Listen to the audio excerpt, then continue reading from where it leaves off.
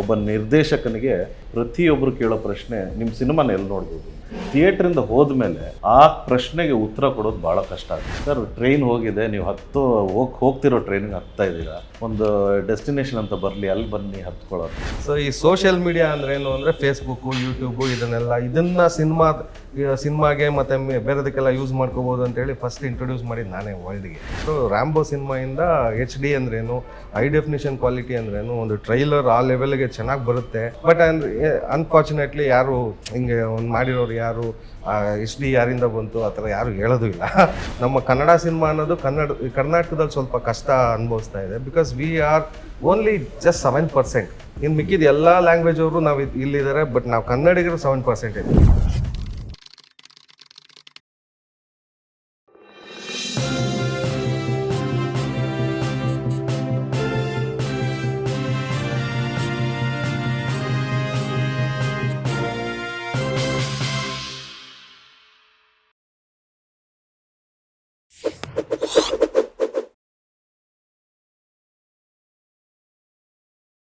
ನಮಸ್ತೆ, ಬಿ ಗಣಪತಿ ಚಾನಲ್ಗೆ ಸ್ವಾಗತ.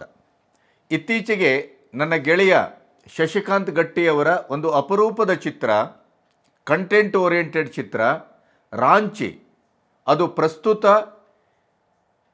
ಒಂದು ಸಮಸ್ಯೆಯನ್ನು ಯಾವ ರೀತಿ ಜಗತ್ತು ಎದುರಿಸ್ತಾ ಇದೆಯೋ ಆ ಸಮಸ್ಯೆ ಮೇಲೇನೇ ಸ್ವತಃ ಮುನ್ನುಗ್ಗಿ ಸ್ವತಃ ಅದರ ಭಾಗಿಯಾಗಿ ಮಾಡಿದಂಥ ಸಿನಿಮಾ. ಆದರೆ ಥಿಯೇಟ್ರಲ್ಲಿ ಬಂದು ಅತ್ಯಂತ ಕೆಟ್ಟದ್ದಾಗಿ ಸೋತಿತು, ನೊಂದರು.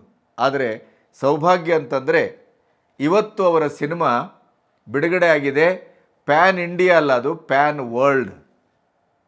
ಹಾಗಾದರೆ ಯಾವ ಪ್ಲ್ಯಾಟ್ಫಾರ್ಮು ಅಂತ ನೋಡಿದರೆ ಅದರ ಹೆಸರು ಸಿನಿ ಬಜಾರ್. 176 ದೇಶಗಳಲ್ಲಿ ಏಕಕಾಲದಲ್ಲಿ ಬಿಡುಗಡೆ ಆಗುತ್ತೆ. OTT, ನೆಟ್ಫ್ಲಿಕ್ಸು ಮತ್ತು ಅಮೆಝಾನು ಇದು ಯಾವುದೂ ಕೂಡ ಕನ್ನಡದ ಚಿತ್ರಗಳನ್ನು ತೆಗೆದುಕೊಳ್ತಾ ಇಲ್ಲ. ಅದರಲ್ಲೂ ಕನ್ನಡದಲ್ಲಿ ಇವತ್ತು ಮಧ್ಯಮ ಮತ್ತು ಕೆಳಮಧ್ಯಮ ಚಿತ್ರಗಳು, ಅದರ ಜೊತೆಗೆ ಹೊಸ ಉತ್ಸಾಹದಿಂದ ಬರ್ತಾ ಇದ್ದಂಥ ನಿರ್ದೇಶಕರ ಚಿತ್ರಕ್ಕೆ ಮಾರುಕಟ್ಟೆ ಇಲ್ಲ. ಆದರೆ ನೆನಪಿಡಿ, ಅಂಥ ಒಳ್ಳೆಯ ಸಿನಿಮಾ ಮಾಡಿದಂಥ ಹೊಸಬರಿಗೆ, ಮಧ್ಯಮ ಮತ್ತು ಕೆಳಮಧ್ಯಮ ವರ್ಗದ ಚಿತ್ರಗಳಿಗೆ, ಕಂಟೆಂಟ್ ಓರಿಯೆಂಟೆಡ್ ಸಿನಿಮಾಕ್ಕೆ ಈ ಸಿನಿ ಬಜಾರ್ ನಿಮಗೆ ವಿಶ್ವದ ಮಾರುಕಟ್ಟೆಯನ್ನು ಮಾಡಿಕೊಡ್ತಾ ಇದೆ. ಯಾವುದೇ ಬಂಡವಾಳ ಬೇಕಾಗಿಲ್ಲ, ಯಾವುದೇ ಅಡ್ವಾನ್ಸ್ ಪೇಮೆಂಟ್ ಮಾಡಬೇಕಾಗಿಲ್ಲ. ನೀವು ಬುಕ್ ಮೈ ಶೋದ ರೀತಿಯಲ್ಲೇ ಬುಕ್ ಮಾಡಿ ನಿಮ್ಮ ಸಮಯಕ್ಕೆ ತಕ್ಕಾಗಿ ನೀವು ಶೋವನ್ನು ನಿಮ್ಮ ಮನೆಯಲ್ಲೇ ನೋಡಬಹುದು. ಅದು ನಿಮ್ಮದೇ theatre. Cine Bazaar, your own theatre. ಇವತ್ತಿನ ತಾಂತ್ರಿಕ ಯುಗದಲ್ಲಿ ಭಾಸ್ಕರ್ ವೆಂಕಟೇಶ್ ಅನ್ನುವಂಥ ಒಬ್ಬ ಕಂಪ್ಯೂಟರ್ ಹುಳ ತನ್ನ 20-25 ವರ್ಷದ ಸಿನಿಮಾ ಜಗತ್ತಿನ ಅನುಭವದ ಮೂಲಕ ನೆಟ್ಫ್ಲಿಕ್ಸ್ ಇರ್ಬೋದು, OTT ಇರ್ಬೋದು, ಅಮೆಝಾನ್ ಇರ್ಬೋದು, ಇಂಥ ಎಲ್ಲದಕ್ಕೂ ಸೆಡ್ ಹೊಡೆದು ಕನ್ನಡದ ನೆಲದಿಂದ ಇವತ್ತು ವಿಶ್ವಮಟ್ಟದಲ್ಲಿ ನಿಮ್ಮ ಸಿನಿಮಾವನ್ನು ನೇರವಾಗಿ ಬಿಡುಗಡೆ ಮಾಡುವಂಥ ಒಂದು ಪ್ಲ್ಯಾಟ್ಫಾರ್ಮನ್ನು ಕಟ್ಟಿದ್ದಾರೆ. ಯಾವುದೇ ರೀತಿಯಲ್ಲಿ ರೆಸಲ್ಯೂಷನ್ ಇರ್ಬೋದು, ಇನ್ನೊಂದಿರ್ಬೋದು, ಗುಣಮಟ್ಟ ಇರ್ಬೋದು, ಯಾವುದೇ ಸಮಸ್ಯೆಯೂ ಇಲ್ಲ. ನೇರವಾಗಿ ಥಿಯೇಟ್ರಲ್ಲಿ ಸಿನಿಮಾ ನೋಡಿದಂಥ ಅನುಭವ ಮತ್ತು ಅನುಭೂತಿಯನ್ನು ಮಾಡ್ಕೋಬಹುದಾದಂಥ ಒಂದು ತಾಂತ್ರಿಕ ಆವಿಷ್ಕಾರವನ್ನು ಕನ್ನಡದಲ್ಲಿ ಮಾಡಿದ್ದಾರೆ. ಈಗಾಗಲೇ ಸಿನಿಮಾವನ್ನು ಬಿಡುಗಡೆ ಮಾಡಿದ್ದಾರೆ ಕೂಡ. ರಾಂಚಿ ಬಿಡುಗಡೆ ಆಗಿದೆ, ಜನ ನೋಡ್ತಾ ಇದ್ದಾರೆ. ಹಾಗಾದರೆ ಈ ವಿಸ್ಮಯಕಾರಕವಾದಂಥ ಮತ್ತು ಥಿಯೇಟ್ರನ್ನ ಬಿಡುಗಡೆಯ ಈ ದೊಡ್ಡ ಮಾಫಿಯಾದಲ್ಲಿ ಸೋಲ್ತಾ ಇರುವಂಥ ನಿಜವಾದ ನಿರ್ದೇಶಕರಿಗೆ, ಸಣ್ಣ ಪುಟ್ಟ ನಿರ್ಮಾಪಕರಿಗೆ ಒಂದು ಆಶಾವಾದದ ಒಂದು ನೆಲೆಯನ್ನು ಇವರು ಸೃಷ್ಟಿಸಿದ್ದಾರೆ. ಅದರ ವಿಸ್ಮಯ ಏನು, ವಿಶೇಷತೆ ಏನು, ಈ ಅಚ್ಚರಿದಾಯಕವಾದಂಥ ಒಂದು ಸಬ್ಜೆಕ್ಟನ್ನು ಮೊದಲ ಬಾರಿಗೆ ನಮ್ಮ ಚಾನೆಲ್ನಲ್ಲಿ ಭಾಸ್ಕರ್ ವೆಂಕಟೇಶ್ ಅವರನ್ನು ಮತ್ತು ಶಶಿಕಾಂತ್ ಗಟ್ಟಿಯವರ ಜಂಟಿಯಾದಂಥ ಒಂದು ಸಂದರ್ಶನದ ಮೂಲಕ ಆ ಇಡೀದಾದಂಥ ಒಂದು ಪ್ಲ್ಯಾಟ್ಫಾರ್ಮನ್ನು ನಿಮಗೆ ಪರಿಚಯಿಸುವ ಕಾರ್ಯಕ್ರಮವನ್ನು ನಾನು ಮಾಡ್ತಾ ಇದ್ದೇನೆ. ಇದೊಂದು ಅಚ್ಚರಿ ಅಷ್ಟೇ ಅಲ್ಲ, ಇದೊಂದು ವರದಾನ, ಇದೊಂದು ಸಂಜೀವಿನಿ. ಕನ್ನಡ ಚಿತ್ರರಂಗಕ್ಕೆ ಈ ಮಧ್ಯಮ, ಕೆಳಮಧ್ಯಮ ಮತ್ತು ಸೃಜನಾತ್ಮಕವಾಗಿ ಹೊಸ ಒಂದು ಕಂಟೆಂಟನ್ನು ತರುವಂಥ ಪ್ರತಿಯೊಬ್ಬರಿಗೂ ಕೂಡ ಸಿನಿ ಬಜಾರ್ ಅವರ ಒಂದು ದೊಡ್ಡ ಅಖಾಡವಾಗಿ ಅವರ ಓಯಾಸಿಸ್ ಆಗಿ ಅವರಿಗೆ ಒಂದು ಸಂಜೀವನಿಯಾಗಿ ಸಲ್ಲಲಿದೆ. ಹಾಗಾದರೆ ಇದ್ರ ವರ್ಕ್ ಮಾಡುವ ರೀತಿ ಏನು, ಇದರ ವಿಧಿವಿಧಾನ ಏನು, ಇದರ ಒಟ್ಟು ವಿಶ್ವದಲ್ಲಿ 176ಕ್ಕೂ ಹೆಚ್ಚು ದೇಶಗಳಲ್ಲಿ ಯಾರು ಎಷ್ಟೊತ್ತಿಗೂ ಅವರದೇ ಆದಂಥ ಸಮಯವನ್ನು ನಿಗದಿ ಮಾಡಿಕೊಂಡು ಸಿನಿಮಾ ನೋಡ್ಬೋದು. ಮತ್ತು ಪೆಟ್ಟಿಗೆಯಲ್ಲಿ ಕೂತಿರುವಂಥ ಎಲ್ಲ ಸಿನಿಮಾಗಳನ್ನು ಇಲ್ಲಿ ಬಿಡುಗಡೆ ಮಾಡ್ಬೋದು. ನಿಮಗೆ ಯಾವುದೇ ರೀತಿಯಲ್ಲಿಯೂ ಇಲ್ಲಿ ನಿಮಗೆ ಅಡ್ವಾನ್ಸು ಇತ್ಯಾದಿ ಚವರ ಗಿವರ ಯಾವುದೂ ಇಲ್ಲ. ನೇರ ದಿಟ್ಟ ನಿರಂತರ. ಬನ್ನಿ, ಈ ವಿಸ್ಮಯಕಾರಕವಾದಂಥ ಒಂದು ಸಿನಿ ಬಜಾರಿನ ಪ್ಲ್ಯಾಟ್ಫಾರ್ಮನ್ನು ಏನು, ಹೇಗೆ, ಅದು ವರ್ಕ್ ಹೇಗಾಗತ್ತೆ, ಅದರ ಇಡೀದಾದಂಥ ಚಿತ್ರಣವನ್ನು ನಿಮಗೆ ಮಾಡಿಕೊಡೋದ್ರ ಜೊತೆಗೆ ಕನ್ನಡದ ಅಶಕ್ತ ನಿರ್ಮಾಪಕರಿಗೆ, ಅಶಕ್ತ ನಿರ್ದೇಶಕರಿಗೆ, ಆದರೆ ಒಳ್ಳೆಯ ಸಿನಿಮಾ ಮಾಡಿದಂಥ ಆ ಸಿನಿಮಾ ಮಂದಿಗೆ ಇದೊಂದು ಹೊಸ ಪ್ಲ್ಯಾಟ್ಫಾರ್ಮ್ ಆಗುತ್ತೆ. ಇದನ್ನು ಬಳಸ್ಕೋಬೋದು. ಅದಕ್ಕೆ ನಾವು ಅತ್ಯಂತ ಹೆಮ್ಮೆಯಿಂದ ಈ ಸಂದರ್ಶನ ಮಾಡಿ ನಿಮಗೆ ಒಂದು ದಾರಿ ತೋರಿಸುವ ಕೆಲಸವನ್ನು ಮಾಡೋಣ ಅಂತ ಹೊರಟಿದ್ದೇನೆ. ಬನ್ನಿ ನೋಡೋಣ. ಸರ್ ನಮಸ್ತೆ. ಭಾಸ್ಕರ್ ಅವರೇ, ನಿಮ್ಮನ್ನು ಮೊದಲ ಬಾರಿ ನೋಡ್ತಾ ಇದ್ದೇನೆ ನಾನು. ಶಶಿಕಾಂತ್ ಅವರು ನಮ್ಮ ಸಿನಿಮಾ ಇಂಡಸ್ಟ್ರಿಗೆ ಹೊಸಬರೇನಲ್ಲ. ಸುಖವನ್ನು ದುಃಖವನ್ನು ಹೋರಾಟವನ್ನು ಕಂಡವರು. ರಾಂಚಿ ಅಂತ ಅದ್ಭುತವಾದಂಥ ಸಿನಿಮಾ ಮಾಡಿ ಜನರಿಗೆ ಮುಟ್ಟಿಸ್ಲಿಕ್ಕಾಗದೇ ನೊಂದವರು. ಸೊ ಶಶಿಕಾಂತೇ ನನಗೆ ಫೋನ್ ಮಾಡಿ ಹೇಳಿದರು. ನಾನು ಆವಾಗ ಕಾಕನಕೋಟೆಯಲ್ಲೆಲ್ಲೋ ಇದ್ದೆ. ಹೀಗೀಗೊಂದು ಸಬ್ಜೆಕ್ಟ್ ಇದೆ, ಬಹಳ ರೇರ್. ಇವತ್ತು ನಾವು ಥಿಯೇಟ್ರಿಗೆ ಸಿನಿಮಾವನ್ನು ಬಿಡುಗಡೆ ಮಾಡೋದೇ ಒಂದು ದೊಡ್ಡ ರಿಸ್ಕು ಮತ್ತು ಸಾಹಸ ಆಗಿದೆ. ಸಿನಿಮಾವನ್ನು ಒಂದು ಕಾಲದಲ್ಲಿ ನಿರ್ಮಾಣ ಮಾಡೋದು ಬಹಳ ದೊಡ್ಡ ಟಾಸ್ಕ್ ಆಗಿತ್ತು. ನಿರ್ಮಾಪಕರು ಒಂದು ಸಿಕ್ಕಿಬಿಟ್ರೆ ಸಿನಿಮಾ ನಿರ್ಮಾಣ ಒಂದು ಆದರೆ ಆಮೇಲೆ ಅದು ಕೆಲಸ ಎಲ್ಲ ಮಾಡಿಬಿಡ್ಬೋದು, ಅದೇನು ದೊಡ್ಡ ಸಂಗತಿ ಅಲ್ಲ. ಈಗ ಸಿನಿಮಾ ನಿರ್ಮಾಣವನ್ನು ಯಾರೂ ಮಾಡಬಹುದು ಒಂದರ್ಥದಲ್ಲಿ, ಆದರೆ ಸಿನಿಮಾವನ್ನು ಅದನ್ನು ಅದ್ಭುತವಾದಂಥ ಒಂದು ಥಿಯೇಟ್ರಲ್ಲಿ ಬಿಡುಗಡೆ ಮಾಡಿ ಅದನ್ನು ಜನಕ್ಕೆ ಮುಟ್ಟಿಸಿ ಆ ಮೂಲಕ ಅದರ ರೆವಿನ್ಯೂವನ್ನು ವಾಪಸ್ ತೆಗೆದುಕೊಳ್ಳುವಂಥ ಪ್ರಕ್ರಿಯೆ ಇದೆಯಲ್ಲ, ಇದು ಬಹಳ ಬಹಳ ಇವತ್ತು ಕಠಿಣವಾದಂಥ ಸಂದರ್ಭದಲ್ಲಿ ನಿಂತಿದೆ. ಎಷ್ಟೋ ಜನ ಒಳ್ಳೆ ಸಿನಿಮಾ ಮಾಡ್ತಾರೆ, ಬಿಡುಗಡೆಯಲ್ಲಿ ಸೋಲ್ತಾರೆ, ಥಿಯೇಟ್ರಲ್ಲಿ ನಿಲ್ಲುವುದಿಲ್ಲ. ಇಂಥ ಸಂದರ್ಭದಲ್ಲಿ ಇಂಥವ್ರಿಗೆಲ್ಲರಿಗೂ ಒಂದು ವರದಾನ ಆಗುವಂಥ ಒಂದು ಪ್ಲ್ಯಾಟ್ಫಾರ್ಮನ್ನು ನೀವು ಅದನ್ನು ಕಟ್ಟಿದ್ದೀರಿ, ಮಾಡಿದ್ದೀರಿ. ಒಂದು ರೀತಿಯಲ್ಲಿ ಬಹಳ ಮಿರಾಕಲ್ ಅನ್ನುವ ರೀತಿಯಲ್ಲಿ ಅದು ಇವತ್ತಿನ ಸಂದರ್ಭದಲ್ಲಿ ಕೆಲಸ ಮಾಡ್ತಾ ಇದೆ. ಆದರೆ ಇನಿಷಿಯಲ್ ಸ್ಟೇಜಲ್ಲಿದೆ, ಇನ್ನೂ ಅದು ಬೆಳೆಬೇಕು. ಬೆಳೆದರೆ ಈ ಎಲ್ಲ ನಮ್ಮ ಸಮಸ್ಯೆಗಳೇನಿದೆ, ಹೊಸಬರು ಸಿನಿಮಾ ಮಾಡೋದು ಹೇಗೆ, ನಿರ್ಮಾಪಕರನ್ನು ಹಿಡಿಯೋದು ಹೇಗೆ, ಒಮ್ಮೆ ನಿರ್ಮಾಪಕರನ್ನ ಹಿಡಿದು ಸಿನಿಮಾ ಮಾಡಿದರೆ ಬಿಡುಗಡೆ ಮಾಡೋದು ಹೇಗೆ, ಥಿಯೇಟ್ರ್ಗಳನ್ನು ಹಿಡಿಯೋದು ಹೇಗೆ, ಹೊಸಬರಿಗೆ ಥಿಯೇಟ್ರ್ ಸಿಗೋದಿಲ್ಲ, ಸ್ಟಾರ್ಗಳಿದ್ರೆ ಮಾತ್ರ ಥಿಯೇಟ್ರ್ ಸಿಗುತ್ತೆ.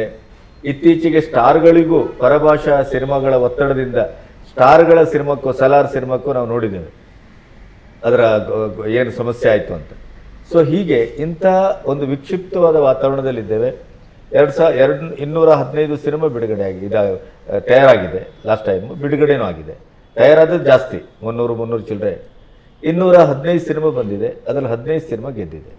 ಅಂದರೆ 198 ಸಿನಿಮಾ ನಿರ್ಮಾಣ ಮಾಡಿದವರು ಬಹುಶಃ ಅವ್ರು ಏನಾದರೂ ಹೇಗೆ ಅವ್ರ ಪರಿಸ್ಥಿತಿ ಏನೋ ಅದನ್ನು ಊಹಿಸಬಹುದು ನಾವು.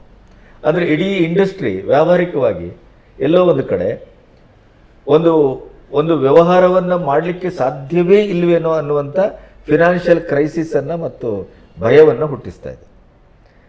ಇದಕ್ಕೆ ಬಹಳ ಮುಖ್ಯವಾಗಿ ಇವತ್ತು ನಮಗೆ ದಿಢೀರಾಗಿ ಕಾಣ್ತಾ ಇರುವಂಥದ್ದು, ಜನ ಥಿಯೇಟ್ರಿಗೆ ಬರ್ತಾ ಇಲ್ಲ. ಜನ ಥಿಯೇಟ್ರಿಗೆ ಬರಲಿಕ್ಕೆ ಒಂದು ವಿಶ್ವಾಸಾರ್ಹತೆ ಹುಡ್ತಾ ಇಲ್ಲ. ಅದರ ಜೊತೆಗೆ ಥಿಯೇಟ್ರ್ಗಳು, ಹಳೆಯ ಥಿಯೇಟ್ರ್ಗಳೆಲ್ಲ ಮುಚ್ಚೋಗಿದ್ದಾವೆ. ಈಗೆಲ್ಲ ಮಲ್ಟಿಪ್ಲೆಕ್ಸ್ಗಳು, ಅದರ ಬೇರೆ ಬೇರೆ ಸಮಸ್ಯೆ ಇದೆ. ಈ ಸಮಸ್ಯೆಗೆ ನಿಮ್ಮ ಸಿನಿ ಬಜಾರ್ ಅನ್ನುವಂಥ ಏನು ಯುವರ್ ಓನ್ ಥಿಯೇಟರ್, ನಿಮ್ಮದೇ ಥಿಯೇಟರ್, ನಿಮ್ಮ ಮನೆಯಲ್ಲಿ ಥಿಯೇಟರು, ಮನಸ್ಸಿದ್ದಾಗ ನಿಮ್ಮ ಥಿಯೇಟರ್ನ ಓಪನ್ ಮಾಡ್ಕೋಬೋದು. ನೀವು ಯಾವ ಸಿನಿಮಾವನ್ನು ನಿಮ್ಮಲ್ಲಿ ಬಿಡುಗಡೆ ಮಾಡ್ಬೋದು. 176 ದೇಶಗಳಿಗೆ ಏಕಕಾಲದಲ್ಲಿ ಮುಟ್ತೀರಿ. ಇದು ನಿಮ್ಮ ಘೋಷಣೆ. ಮತ್ತು ನಿಮಗೆ ಯಾವುದೇ ರೀತಿಯಲ್ಲೂ ನೀವು ಇಲ್ಲಿ ಹಾಕಿದಿರಿ ಅಂದರೆ ನಿಮಗೆ ಅದ್ಭುತವಾದಂಥ ರೆಸೊಲ್ಯೂಷನ್ ಕೂಡ ಇದೆ. ಯಾವುದೇ ರೀತಿಯಲ್ಲೂ ಕ್ವಾಲಿಟಿ ವೈಸು ನಿಮಗೆ ಯಾವ ದೇಶದಲ್ಲೂ ಎಲ್ಲಿಯೂ ನಿಮಗೆ ತೊಂದರೆ ಆಗೋದಿಲ್ಲ ಅನ್ನುವಂಥ ಇದು ಈ ಪಾಂಪ್ಲೆಟಲ್ಲಿದೆ. ಇದನ್ನು ನನಗೆ ಶಶಿ ಹೇಳಿದರು. ಹಾಗಾಗಿ ಇವತ್ತು ನಿಮ್ಮೊಟ್ಟಿಗೆ ಮಾತಾಡೋಣ ಅಂತ ಬಂದಿದ್ದೇನೆ. ಸೊ ಇದರ ಬಗ್ಗೆ ನೀವೊಂದು ಇಂಟ್ರೊಡಕ್ಷನ್ ಕೊಡ್ತೀರಾ? ಖಂಡಿತವಾಗ್ಲು. ಯಾಕಂದ್ರೆ ಯಾಕಂದ್ರೆ ಸಿನಿಮಾ ಮಾಡಿ ಬಿಡುಗಡೆ ಮಾಡಿ ಸೋತು ನೊಂದು ಬೆಂದು ಇಲ್ಲಿ ಕೂತಿದ್ದೀರಿ. ನಿಜ. ಹಾಗಾಗಿ ನಿಮ್ಮ ನೋವಿಗೆ ಏನಾದರೂ ಪರಿಹಾರ ಇದು ಸಿಗ್ಬೋದಾ ಇಲ್ಲಿ? ಭಾಳಷ್ಟು. ಕನ್ನಡ ಚಿತ್ರರಂಗದ ಹೊಸಬರಿಗೆ ಏನಾದರೂ ಪರಿಹಾರ ಸಿಗ್ಬೋದಾ? ಭಾಳಷ್ಟು. ಹೇಳಿ. ಯಾಕೆಂತಂದರೆ ಇದನ್ನ ನಾವು ಒಂದು 3 ರೀತಿಯಲ್ಲಿ ನೋಡ್ಬೋದು. ಒಬ್ಬ ನಿರ್ದೇಶಕನಿಗೆ ಪ್ರತಿಯೊಬ್ಬರು ಕೇಳೋ ಪ್ರಶ್ನೆ, ನಿಮ್ಮ ಸಿನಿಮಾನ ಎಲ್ಲಿ ನೋಡ್ಬೋದು ಅಂತ. ಥಿಯೇಟ್ರಿಂದ ಹೋದ್ಮೇಲೆ ಆ ಪ್ರಶ್ನೆಗೆ ಉತ್ತರ ಕೊಡೋದು ಭಾಳ ಕಷ್ಟ ಆಗುತ್ತೆ, ನೋವಾಗುತ್ತೆ. ಏಕೆಂದರೆ ಥಿಯೇಟ್ರಲ್ಲಿ ಇಲ್ಲದೆ ಇದ್ಮೇಲೆ ನಮಗಿವಾಗ ಎರಡನೇ ಅಳು ಏನಂತಂದರೆ OTTನವರು, ಪ್ರೈಮ್ನವರು, ನೆಟ್ಫ್ಲಿಕ್ಸ್ನವರು ನಮ್ಮ ಸಿನಿಮಾ ತೊಗೊಳ್ತಿಲ್ಲ. ಅವ್ರು ದೊಡ್ಡ ದೊಡ್ಡ ಸಿನಿಮಾ ಮಾತ್ರ ತೊಗೊಳ್ತಾರೆ. ಅದು ನ್ಯಾಚುರಲಿ ಅಲ್ವಾ. ಅದರಲ್ಲಿ ಅವ್ರು ಏನು ತಪ್ಪು ಮಾಡ್ತಿಲ್ಲ. ಯಾಕೆಂತಂದರೆ ಅವ್ರಿಗೆ ಬೇಕಾಗಿರೋದು business. They are not doing charity. Simple. ಇವಾಗ ಅವ್ರಿಗೂ ಏನಾದರೂ ಇನ್ವೆಸ್ಟ್ ಮಾಡಿದರೆ ಅದು ರಿಟರ್ನ್ಸ್ ಬರಲೇಬೇಕು. ಸೊ ಆ ರಿಟರ್ನ್ಸ್ ಪ್ಯಾಟರ್ನ್ನ ಅವರು ಕ್ಯಾಲ್ಕುಲೇಟ್ ಮಾಡಿದಾಗ ಹೊಸಬರ ಸಿನಿಮಾ ಯಾಕೆ, ಇವಾಗ ನೋಡಿ ಸಿಂಪಲ್ ಎಕ್ಸಾಂಪಲ್ ಕೊಡ್ತೀನಿ ನಾನು. ನಿಮಗೆ ಒಂದು ಪ್ರೈಮ್ ಅಥವಾ ನೆಟ್ಫ್ಲಿಕ್ಸ್ ಅಥವಾ ಸೋನಿ ಲಿವ್ ಇದನ್ನು ಓಪನ್ ಮಾಡಿದ ತಕ್ಷಣ ಬ್ಯಾನರ್ಗಳು ಓಡ್ತವೆ. ನೀವು ಯಾವುದನ್ನು ಫಸ್ಟ್ ಕ್ಲಿಕ್ ಮಾಡ್ತೀರಿ? ಪರಿಚಯ ಇರೋ ಆ್ಯಕ್ಟರ್ಸನ್ನು ಫಸ್ಟ್ ಕ್ಲಿಕ್. Known faces. ಅದರಲ್ಲೊಂದು ಕನ್ನಡದ ಅಟ್ರಾಕ್ಟಿವ್ ಫೇಸ್ ನನಗೆ ಇಷ್ಟ ಆದಂಥದ್ದು. ಯಾಕೆ ಆ ಇಷ್ಟ ಹೇಗಾಗುತ್ತೆ ನಮಗೆ ಅಂತಂದರೆ, ಅದು ಅಲ್ಲದೆ ಇದ್ರೆ ಸ್ವಲ್ಪ ಬಟ್ಟೆ ಗಿಟ್ಟೆ ಆಚೆ ಈಚೆ ಸರಿದ್ರೆ ಒಂಚೂರು ಇರ್ಲಬಹುದು. ಆ ಕಾಲ ಮೋಸ್ಟ್ಲಿ ಹೋಗಿರ್ಬೋದು, ನನಗೆ ಗೊತ್ತಿಲ್ಲ. ಬಟ್ ನಾನೇನು ಹೇಳ್ತಿರೋದು ಅಂತಂದರೆ, ನನಗೆ ನಾನು ಇಷ್ಟಪಟ್ಟಂಥ ಒಂದು ಆ್ಯಕ್ಟರ್ ಅವನ ಮುಖದಲ್ಲಿ ಕಾಣಿಸಿದ್ರೆ, ಅಥವಾ ಒಬ್ಬಳು ಆ್ಯಕ್ಟ್ರು ಇನ್ನೊಬ್ಬಳು ಅವಳ ಮುಖದಲ್ಲಿ ಕಾಣಿಸಿದ ತಕ್ಷಣ ನನಗೆ ಅದು ನೋಡಬೇಕು ಅಂತ ಅನಿಸುತ್ತೆ. ಮತ್ತು ಆ ಬ್ಯಾನರ್ ಇರುವ ಸ್ಟೈಲ್, ಅದರ ಪ್ರೆಸೆಂಟೇಷನ್, ಅದೇ ವಿಸಿಟಿಂಗ್ ಕಾರ್ಡ್ ಆಗುತ್ತೆ. ಸೊ ಕೆಳಗಡೆ ಒಂದು ಲಾಗ್ ಲೈನ್ ಬರೆದಿರ್ತಾರೆ, ಅದನ್ನು ಓದ್ತೀನಿ ಕೆಲವು ಸತಿ. ಸೊ ಇಂಥ ವಿಭಿನ್ನ ರೀತಿಯ ಒಂದು ಚಾಯ್ಸ್ ಮೇಲೆ ನಿಮ್ಮ ಸೆಲೆಕ್ಷನ್ ಹೋಗುತ್ತೆ. ಆದರೆ ಪರ್ಟಿಕ್ಯುಲರ್ ಆಗಿ ಒಂದು ಸಿನಿಮಾನ ನಾನು ನೋಡಲೇಬೇಕು ಅಂತ ಹೋದಾಗ ಅದು ನಿಮ್ಮ ಪ್ಲ್ಯಾಟ್ಫಾರ್ಮ್, ಫೇವ್ರೆಟ್ ಪ್ಲ್ಯಾಟ್ಫಾರ್ಮ್ ಅಂತ ನಾವೇನು ಹೇಳ್ತೀವೋ ಅದು ಎರಡೇ. ನಾನು ಹೆಸರು ಬಳಸೋಕ್ಕೆ ಇಷ್ಟಪಡೋಲ್ಲ. ಯಾವುದು ಇವಾಗ ನೋಡಬೇಕಾದಂದರೆ ಒಂದು 2 OTT ಪ್ಲ್ಯಾಟ್ಫಾರ್ಮ್ ಮಾತ್ರ ತುಂಬ ಮನಸ್ಸಿಗೆ ಒಪ್ಪಿರುವಂಥದ್ದು. ಆ ಪ್ಲ್ಯಾಟ್ಫಾರ್ಮ್ಗಳಲ್ಲಿ ನಮಗೆ ಈ ಸಿನಿಮಾ ಕಾಣಿಸ್ತಿದೆ ಅಂತ ಅಂದಾಗ ಮಾತ್ರ ನಾವು ಅದನ್ನು ನೋಡೋಕ್ಕೆ ಸಾಧ್ಯ. ಅಲ್ಲಿ ಇಲ್ಲದೆ ಹೋದಾಗ ನೀವು ಏನಕ್ಕೂ ಪ್ರಯೋಜನ ಇಲ್ಲ ಅಂತ ಜನನೇ ನಿಮ್ಮನ್ನು ಡಿಸೈಡ್ ಮಾಡಿಬಿಡ್ತೀವಿ. ಮತ್ತು OTT ಪ್ಲಾಟ್ಫಾರ್ಮ್ ಕೂಡ ಈಗ ಎಲ್ಲ ಸಿನಿಮಾವನ್ನು ತಗೊಳ್ತಾನೆ ಅಂತ ಹೇಳಲಿಕ್ಕೆ ಆಗೋದಿಲ್ವಲ್ಲ? ಸಾಧ್ಯನೇ ಇಲ್ಲ. ಅದನ್ನು ತಗೊಳ್ಳೋದು, ಅದಕ್ಕೆ ಕೊಡೋದು, ಅದರ ವ್ಯವಹಾರ, ಅದು ಕೂಡ ಒಂದು ಗ್ಯಾಮ್ಲಿಂಗ್ ಆಗಿದೆ. ಹೌದು. ಆಮೇಲೆ ನಮ್ಮಲ್ಲೂ ಅಷ್ಟೇ, ಅವರು ಮುಂಚೆ ಬಂದು ಚಿತ್ರಗಳನ್ನ ತಗೋಬೇಕು ಅಂತ ಬಂದಾಗ ಅವ್ರಿಗೆ ನಮ್ಮ ಈ ರೀಜನ್ ಸಿನಿಮಾ ಅವ್ರಿಗೆ ಪರಿಚಯನೇ ಇರಲಿಲ್ಲ. ಅವರು ಓವರ್ ಇನ್ವೆಸ್ಟ್ ಮಾಡಿ ಕೆಲವು ಸಿನಿಮಾಗಳನ್ನು ತಗೊಂಡೂ ಇದ್ದಾರೆ. ತಗೊಂಡಾಗ ಭಾಳಷ್ಟು ಕೈ ಸುಟ್ಕೊಂಡಿದ್ದಾರೆ, ಭರವಸೆಯನ್ನು ಕಳ್ಕೊಂಡಿದ್ದಾರೆ. ಈಗ ಏನು ಮಾಡಿದ್ದಾರೆ, ಭಾಳ ಸೂಕ್ಷ್ಮವಾಗಿ ಯಾವ ಸಿನಿಮಾನ ತಗೋಬೇಕು ಅಂತ ಅವ್ರಿಗೆ ಅರ್ಥ ಆಗಿರೋ ರೀತಿ ಏನು ಅಂತಂದರೆ, ಮಾಸ್ ಹೀರೋ ಸಿನಿಮಾಗಳಿದ್ದರೆ ತಗೋತೀವಿ, ಇಲ್ಲದೆ ಹೋದರೆ ಆ್ಯಕ್ಷನ್ ಸಿನಿಮಾ, ಅದರಲ್ಲಿ ಒಂದು 2-3 ಪರಿಚಿತರಿದ್ದರೆ ಮಾತ್ರ ತಗೋತೀವಿ. ಇಂಥದ್ದೆಲ್ಲ ಅವ್ರದ್ದು ಕೆಲವು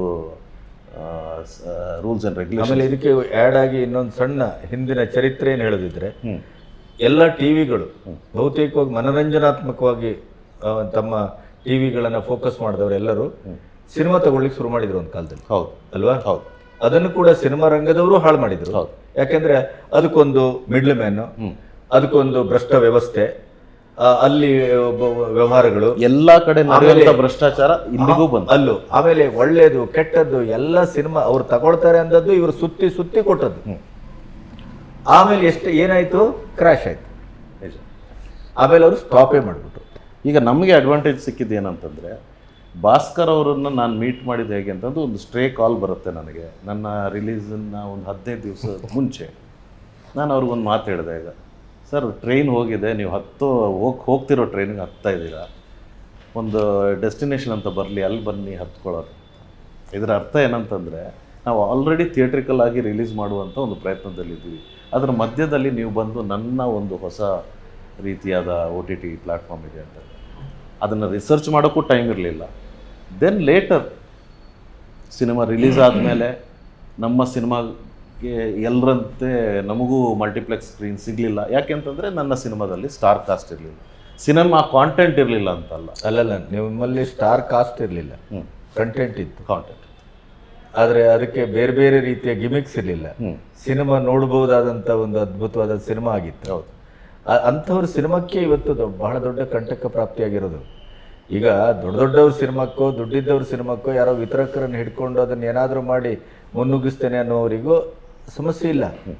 ಇವತ್ತು ನಿಜವಾಗಿಯೂ ಕಾಂಟೆಂಟ್ ಓರಿಯೆಂಟೆಡ್ ಸಿನಿಮಾ ಮಾಡೋರಿಗೆ ಸಿನಿಮಾವನ್ನು ಪ್ರೀತಿಸೋರಿಗೆ, ಸಿನಿಮಾದ ಮೂಲಕ ಏನೋ ಒಂದು ಸಮಾಜಕ್ಕೋ ಇನ್ನೊಂದಕ್ಕೋ ಏನೋ ಹೇಳಬೇಕು ಅಂತ ಹೊರಟವರಿಗೆ ಇಂಥವ್ರ ಸಮಸ್ಯೆ ಆಗಿದೆ.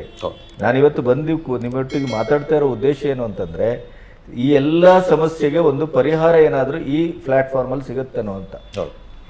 ಅವರ ಪರಿಹಾರನ ನನಗೆ ತಿಳಿಸಿದಾಗ ಅವ್ರು ಯಾವ ರೀತಿ ತಿಳಿಸಿದ್ರು ಅಂತ ನೀವು ಅವ್ರ ಹತ್ರ ಕೇಳಿದ್ರೇ ಬೆಟರ್.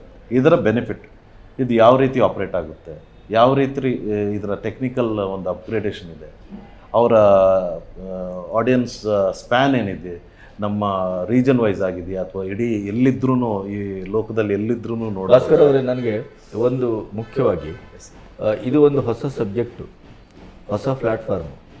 ಪ್ರಾಯಶಃ ಇದನ್ನು ಜನರ ಮನಸ್ಸಿನ ಒಳಗಡೆ ಸುಲಭವಾಗಿ ಇದನ್ನು ಬಾಳೆಹಣ್ಣು ಸುಲಿದು ಬಾಯಲಿಟ್ಟ ಹಾಗೆ ಇಡಬೇಕಾದಂಥ ಜವಾಬ್ದಾರಿ ನಮ್ಮ ಮೇಲೆ ಇದೆಯೇನೋ ಅಂತ ನನಗನ್ನಿಸ್ತಾ ಇದೆ.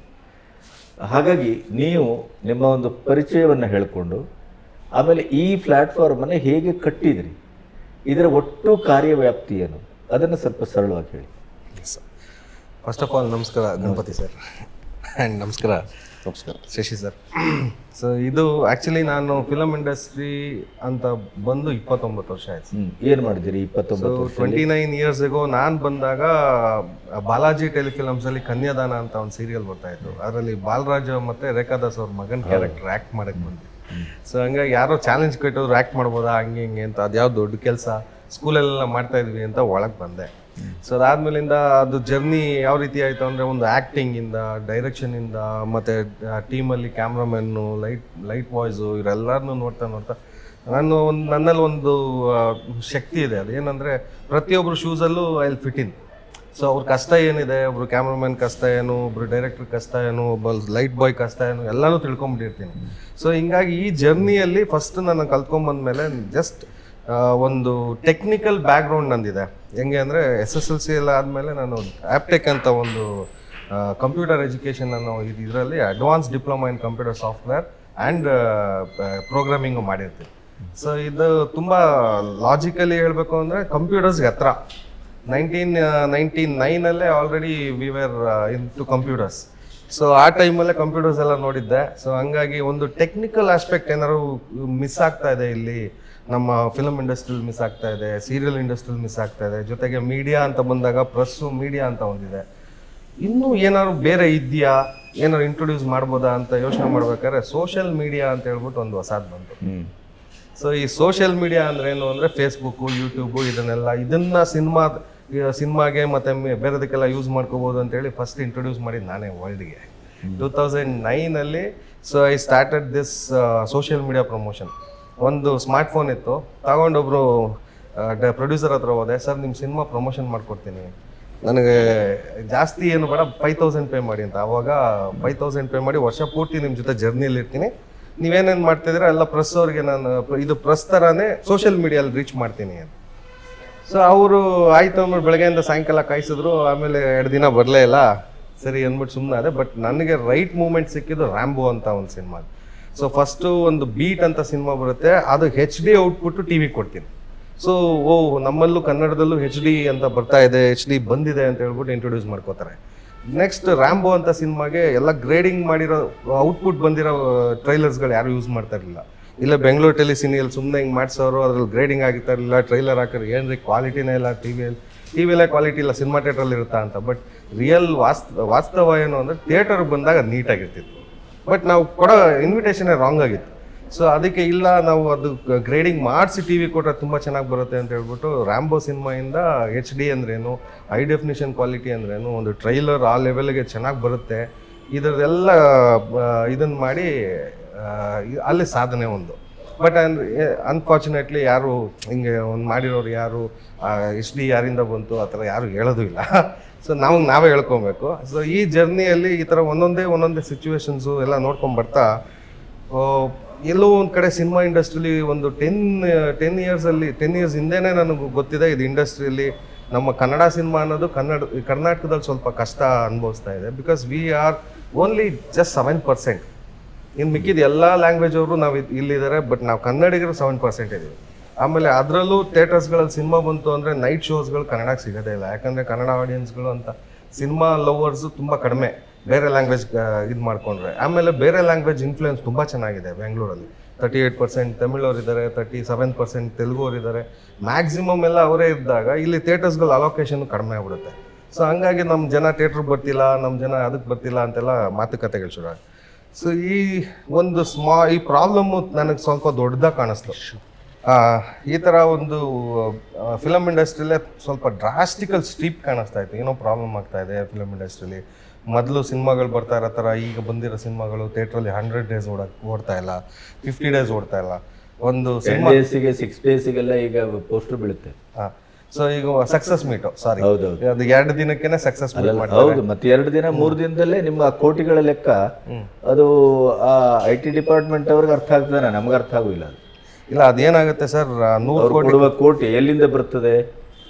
ಥಿಯೇಟ್ರಿಂದ ಬರ್ತದ, ಆಕಾಶದಿಂದ ಬರ್ತದ, ಎಲ್ಲಿಂದ ಬರ್ತದೆ ಅಂತ ಗೊತ್ತಾಗೋದು. ಅದು ಥಿಯೇಟ್ರಿಕಲ್ ಕಲೆಕ್ಷನ್ ಅಂತ ಹೇಳ್ತಾರೆ ಆ್ಯಕ್ಚುಲಿ. ಬಟ್ 2 days-ಗೆ 100 crores ಆಯಿತು ಅಂದರೆ ಎಷ್ಟು ಥಿಯೇಟ್ರಲ್ಲಿ ರಿಲೀಸ್ ಮಾಡಿದ್ವಿ, ಆ ಥಿಯೇಟ್ರ್ ಟಿಕೆಟ್ ರೇಟ್ ಏನು, ಅದೆಲ್ಲನೂ ಕೌಂಟ್ ಆಗುತ್ತೆ.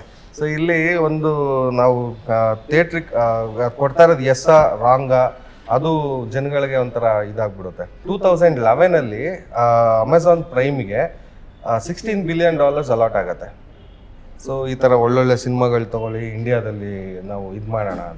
ಬಟ್ ಬಿಲೀವಬಲ್ 2017ವರೆಗೂ ಯಾವ ಕೆಲಸನೂ ಆಗಿಲ್ಲ, ಯಾವ ಸಿನಿಮಾಗಳು ರಿಲೀಸ್ ಆಗಿಲ್ಲ. ಕರೆಕ್ಟಾಗಿ ಕರೋನಾ ಟೈಮ್ ಇನ್ನೊಂದು ವರ್ಷ ಇರೋ ಥರ ಇಟ್ ಟುಕಪ್. ಅಂದರೆ ಒಂದೊಂದು ಜರ್ನಿ ಯಾವ ಥರ ಇರುತ್ತೆ OTT ಚಾನಲ್ಸಲ್ಲಿ ಅಂತಂದರೆ, ಒಂದು ನೆಟ್ಫ್ಲಿಕ್ಸ್ ಅನ್ನೋದು CD ಲೈಬ್ರರಿ ಇತ್ತದು. ಸಬ್ಸ್ಕ್ರಿಪ್ಷನ್ ತೊಗೊಂಡ್ರೆ ಮನೆಗೆ CDಗಳು DVD-ಗಳು ತಂದು ಕೊಡೋರು. ಅದು ನೆಟ್ಫ್ಲಿಕ್ಸ್ ಆಯಿತು, ಇವತ್ತು ಗ್ಲೋಬಲ್ ಲೀಡರ್ ಆಗಿದೆ. ಸೊ ಅದೇ ಥರ ಒಂದು ವ್ಯವಸ್ಥೆಗಳಲ್ಲಿ ಯಾಕೆ ಇಂಡಿಯಾಗೊಂದು OTT ಚಾನಲ್ ಇಲ್ಲ, ಮಾಡ್ಬೋದಲ್ಲ ಅಂತೇಳಿ ನಾನು ಜರ್ನಿ ಸ್ಟಾರ್ಟ್ ಮಾಡೋದು. 6 years-ಇಂದ R&D ಮಾಡ್ತಾ ಇದ್ದೆ. ಮಾಡ್ತಾ ಇಲ್ಲ, ಇದು ಒಬ್ಬ ಬಂದು OTT ಚಾನಲ್ ಮಾಡ್ತಾನೆ ಅಂದರೆ 100 ಜನ ದುಡ್ಡಿರೋರು ಬಂದು ಮಾಡ್ತಾರೆ, ಇಲ್ಲ ಆಸೆ ಇರೋರು ಮಾಡ್ತಾರೆ. ಬಟ್ ಎಲ್ಲರೂ ಒಂದು ಆ್ಯಕ್ಚುಲಿ TVOD ಅಂತ ಹೇಳ್ತೀವಿ, ಸಾರಿ VOD ಅಂತ, ವಿಡಿಯೋ ಆನ್ ಡಿಮ್ಯಾಂಡ್ ಅಂತ. ಇದು OTT-ಯಲ್ಲಿ 3 ಥರ ಇದೆ. ಒಂದು ಅಡ್ವರ್ಟೈಸ್ಮೆಂಟ್ ವಿಡಿಯೋ ಆನ್ ಡಿಮ್ಯಾಂಡ್ ಅಂತ, ಯೂಟ್ಯೂಬು OTT-ನೇ. ಆಮೇಲೆ SVOD ಅಂತ ಹೇಳ್ತೀವಿ, ಸಬ್ಸ್ಕ್ರಿಪ್ಷನ್ ವಿಡಿಯೋ ಆನ್ ಡಿಮ್ಯಾಂಡ್. ಅದು ನೆಟ್ಫ್ಲಿಕ್ಸು ಮತ್ತು ಪ್ರೈಮು, ಸೋನಿ ಲೈವು, ಇವತ್ತು ಯಾವ್ದು ಬರ್ತಾ ಇದೆ ಎಲ್ಲ ಸಬ್ಸ್ಕ್ರಿಪ್ಷನ್ನೇ. So subscription video on demand ಅಂತ. ನಮ್ಮದು ಬಂದು TVOD ಅಂತ, ಟ್ರಾನ್ಸಾಕ್ಷನ್ ವಿಡಿಯೋ ಆನ್ ಡಿಮ್ಯಾಂಡ್ ಅಂತ, ಪೇ ಆ್ಯಂಡ್ ವಾಚ್.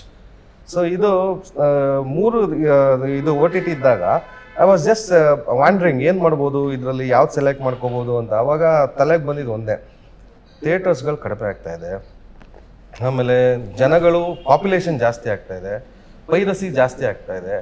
ಈಗ ಥಿಯೇಟ್ರಿಗೆ ಬಂದಿದ್ದ ಸಿನಿಮಾ ನಾಳೆ ಬೆಳಗ್ಗೆ ಪೈರಸಿ ಬಂದಿರುತ್ತೆ. ಅಮೆಝಾನಲ್ಲಿ ಅಪ್ಲೋಡ್ ಮಾಡಿರೋ ಸಿನಿಮಾನು ಅರ್ಧ ಗಂಟೆ, ಇಲ್ಲಿ ಇಂಡಿಯಾ ಬೇಡ, ಇದು ಅಮೆರಿಕಲ್ಲಿ ಅಪ್ಲೋಡ್ ಮಾಡಿರೋ ಸಿನಿಮಾನು ಅರ್ಧ ಗಂಟೆಗೆ ಪೈರಸಿ ಬರ್ತಾ ಇದೆ. ಸೊ ಇದಕ್ಕೆ ಯಾರು ಕಂಟ್ರೋಲ್ ಮಾಡ್ತಾ ಇಲ್ವಾ, ಇಲ್ಲ ಏನು ಅಂತ ನನಗೆ ಆವತ್ತಿಂದನೂ ಒಂದು ಯಕ್ಷ ಪ್ರಶ್ನೆ ತಲೆಯಲ್ಲಿದೆ. ಸರಿ, ಸಿನಿ ಬಜಾರ್ ಅಂತ ಒಂದು OTT ಚಾನಲ್ ಮಾಡಿ ಅದರಲ್ಲಿ ಸೇಮ್ ಥಿಯೇಟ್ರಿಕಲ್ ಎಕ್ಸ್ಪೀರಿಯನ್ಸ್ ತೊಗೊಂಬಂದು ಒಂದು ಟೈಮಿಂಗ್ ಸೆಲೆಕ್ಟ್ ಮಾಡಿಕೊಂಡು ಕೇವಲ ಬಜೆಟ್ ಟಿಕೆಟು. ಈ ಬಜೆಟ್ ಟಿಕೆಟ್ ಪ್ಲ್ಯಾನ್ ಹೆಂಗೆ ಬಂತು ಅಂದರೆ, ಈ ಚೆನ್ನೈ ಮತ್ತು ಆಂಧ್ರದಲ್ಲೆಲ್ಲ ಬಾರ್ಡರ್ ಇದು ಸೀಶೋರಲ್ಲಿ ಇದಿದೆ ಸಿಟೀಸ್ಗಳು. ಎಲ್ಲಿ ಸೀಶೋರ್ ಇರುತ್ತೆ ಬಿಸಿಲು ಜಾಸ್ತಿ, ಮಧ್ಯಾಹ್ನ ಅಂತೂ ಯಾರು ತಲೆ ತಾಚೆ ಬರೋಕ್ಕಾಗಲ್ಲ. ಸೊ ಏನು ಮಾಡಿದ್ರು ಅವಾಗ, ಥಿಯೇಟರ್ಗಳಲ್ಲಿ AC ಇತ್ತು, $20 ಟಿಕೆಟ್ ಮಾಡಿದರು. ಸೊ ಈ $20 ಟಿಕೆಟ್ಗೆ ಕೂಲಿ ಕೆಲಸ ಮಾಡೋರು, ಆಚೆ ಕಡೆ ಕೆಲಸ ಮಾಡೋರು ಎಲ್ಲ ಬಂದ್ಬಿಟ್ಟು ಆರಾಮಾಗಿ ಥಿಯೇಟ್ರಲ್ಲಿ ಕೂತ್ಕೊಂಡು, ಆಹಾ ಸೂಪರ್ ಆಗಿದೆಪ್ಪ, ಚಿಲ್ಲಿ ಇದಾಗಿದೆ ಅಂತ ಹೇಳ್ಬಿಟ್ಟು AC $20ಗೆ 3 hour AC ಎಂಜಾಯ್ ಮಾಡ್ಕೊಂಡು ಆಚೆ ಹೋಗೋರು. ಬಟ್ ಅದು ಒಂದು ಬೇರೆ ಥರ ಒಂದು ಪ್ಲ್ಯಾನಿಂಗ್ ಇರ್ಬೋದು ಇದರಲ್ಲಿ, ಅಂದರೆ ಜನಗಳನ್ನ ಅಟ್ರ್ಯಾಕ್ಟ್ ಮಾಡೋಕ್ಕೆ. ರಿಯಲ್ ಆಗಿ ಏನಾಗ್ತಿತ್ತು ಅಂದರೆ, ಸಿನಿಮಾ ಚೆನ್ನಾಗಿದೆ ಅಂದರೆ ಅವ್ರ ಥರ ಪಬ್ಲಿಸಿಟಿ ಯಾರೂ ಮಾಡ್ತಾಯಿಲ್ಲ. ಒಂದು ಸಿನಿಮಾ ನೋಡಿದೆ, ಆ ಲೆವೆಲ್ಗಿತ್ತು, ಹಂಗೆ ಹಿಂಗೆ ಅಂತ ಅಲ್ಲಿ ಲೋಕಲಾಗಿ ಹೇಳ್ತಾ ಇದ್ದಂಗೆ ನೆಕ್ಸ್ಟ್ ಡೇ ಅವರೆಲ್ಲ ಫ್ರೆಂಡ್ಸ್ಗಳ ಜೊತೆಗೆ ಬಂದು ಕೂತ್ಕೊಳ್ಳೋರು. ಸೊ ಈ ಒಂದು ಇದು ಜಾಸ್ತಿ ಇತ್ತು ಅವಾಗ. ಸೊ ನಮ್ಗೆ ಯಾಕಪ್ಪ ಆಂಧ್ರದಲ್ಲಿ ಮತ್ತು ಬೇರೆ ಕಡೆ ಎಲ್ಲ ಫಿಲಮ್ ಆಸೆ ಜಾಸ್ತಿ ಇದೆ ಅಂದರೆ ಇದು ಒಂದು ಕಾರಣ ಇರ್ಬೋದು. ಒಂದು ಇದ್ರಲ್ಲಿ ನಮ್ಮಲ್ಲಿ ಕನ್ನಡದಲ್ಲಿ ವೆದರು ಅದೇ ಥರ ಇದೆ. ಆಮೇಲೆ ಸಿನಿಮಾ ಅಂತ ಬಂದಾಗ ಅದಕ್ಕೊಂದು ಇದೆ ಸಪ್ರೇಟ್ ಆಗಿದೆ. ಬಟ್ ಮೊದಲ ಥರ ಸಿನಿಮಾಗೆ ಮೇಕಿಂಗು ಇಲ್ಲ, ಆಮೇಲೆ ಆ ಥರ ರೀಚ್ ಆಗೋವಂಥ ಒಂದು ಪಾಸಿಟಿವ್ ವೈಬ್ಸು ಇಲ್ಲ. ಈಗ ಈ ಒಂದು ಥಿಯೇಟ್ರಿಕಲ್ ಮಿಸ್ ಆಗ್ತಾ ಇತ್ತಲ್ಲ, ಥಿಯೇಟ್ರಿಕಲ್ ಜರ್ನಿ, ಈ ಥಿಯೇಟ್ರಿಕಲ್ ಜರ್ನಿ ಹೆಂಗಿರ್ಬೇಕು, ಸೇಮ್ ಥಿಯೇಟರ್ ಥರನೇ ಇನ್ನೊಂದು ಟೆಂಟ್ ಇತ್ತು, ಥಿಯೇಟ್ರ್ ಆಯಿತು, ಚೆನ್ನಾಗೇ ಇತ್ತು ಸಿನಿಮಾ ಇಂಡಸ್ಟ್ರಿ. ಯಾವಾಗ ಮಲ್ಟಿಪ್ಲೆಕ್ಸ್ ಆಯಿತು ಫುಲ್ ಕನ್ಫ್ಯೂಷನ್ ಮಾಡಿ ಥಿಯೇಟ್ರಿಗೆ ಅಂತ ಒಳಗೆ ಬರ್ತಾ ಇದ್ದವರು ನಾವು ಸಿನಿಮಾ ಹುಡ್ಕೊಂಡು ಥಿಯೇಟ್ರಿಗೆ ಹೋಗ್ತಾ ಇದ್ವಿ. ಈಗ ಯಾರಿಗೂ ಆ ಥರ ದಾರಿನೇ ಇಲ್ಲ. ನಾನು ಸಿನಿಮಾ ನೋಡಬೇಕು ಅಂದರೆ ಮಲ್ಟಿಪ್ಲೆಕ್ಸ್ಗೆ ಹೋಗೋಣ ಅಂತ ಮಲ್ಟಿಪ್ಲೆಕ್ಸ್ ಒಳಗಡೆ ಬರ್ತಾ ಇದ್ದಂಗೆ ನೆಕ್ಸ್ಟ್ ಒಂದು ಸ್ಟಾರ್ಟಿಂಗ್ ಇದರಲ್ಲೇ ಕೌಂಟ್ರಲ್ಲೇ 60% ಆಫ್ 80% ಆಫ್ ಅಂದ್ಬಿಟ್ಟು ಒಳ್ಳೊಳ್ಳೆ ಶೂಸು ಬಟ್ಟೆಗಳು ಹಾಕ್ಬಿಟ್ಟಿದ್ದಾರೆ. ನೋಡ್ತಾ ಇದ್ದಂಗೆ ಚೆನ್ನಾಗಿದೆಯಲ್ವಾ ಅಂತ ತಗೊಂಡ್ಬಿಟ್ಟು ಥಿಯೇಟ್ರಿಗೆ ಹೋಗೋದು ನೆಕ್ಸ್ಟ್ ವಾರ ನೋಡ್ಕೊಳ್ಳೋಣ. ಸೊ ಎಲ್ಲಿವರೆಗೂ ನಾವು ಅದೊಂದು ಪಾಸಿಟಿವ್ ಎನರ್ಜಿ ಕ್ರಿಯೇಟ್ ಮಾಡ್ತೀವಿ, ಒಂದು ಬ್ರ್ಯಾಂಡ್ಗೆ ಒಂದು ಬೆಲೆ ಕೊಡ್ತೀವಿ, ಅಲ್ಲಿವರೆಗೂ ಬ್ರ್ಯಾಂಡ್ ಉಳ್ಕೊಳ್ಳುತ್ತೆ ಸರ್. ಇವತ್ತು ಅದಕ್ಕೆ ನನಗೆ ಅನ್ಸೋ ಪ್ರಕಾರ ಥಿಯೇಟರ್ಸ್ಗಳಲ್ಲಿ ಸಿನಿಮಾ ಚೆನ್ನಾಗಿ ಬರ್ತಾ ಇಲ್ಲ ಅಂತಾರೆ. ಬಟ್ ಮೇಜರ್ ಕಾರಣ ಅದಕ್ಕೆ ಪೈರಸಿ ಇದೆ.